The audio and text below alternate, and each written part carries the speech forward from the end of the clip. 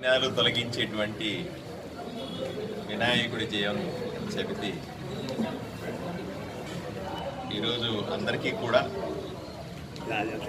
వినాయక చవితి శుభాకాంక్షలు తెలియజేస్తా ఉన్నాను. రాష్ట్రం అంతా కూడా విపరీతమైనటువంటి వర్షాలతో వరదలతో ఇబ్బంది పడతా ఉంది.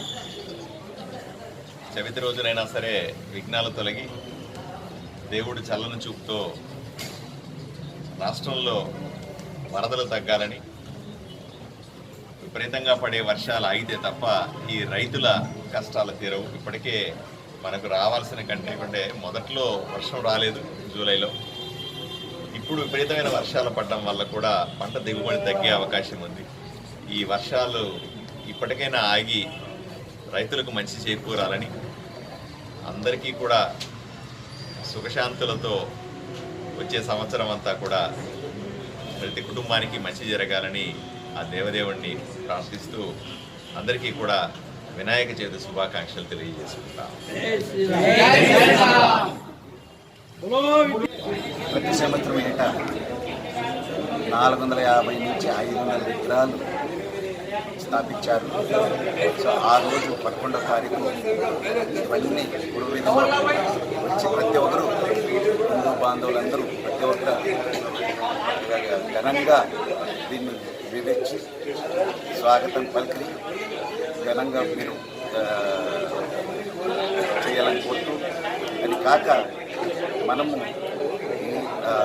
ఆ రోజు స్వాతంత్రం కోసం బాల్ గంగాధర్ తిలక్ గారు ఎలా ఈ యొక్క కార్యక్రమం నిర్వహించినారో ఆదోని పట్టణంలో కూడా ఈరోజు ప్రతి ఒక్క కులం హిందూ బాంధవులందరూ ఈ యొక్క పండగనే ప్రతి ఒక్కరు ఒకసాటిగా నచ్చే పండగ ఇది. సో మనమందరూ ఖచ్చితంగా పాల్గొని విజయవంతం చేయాలని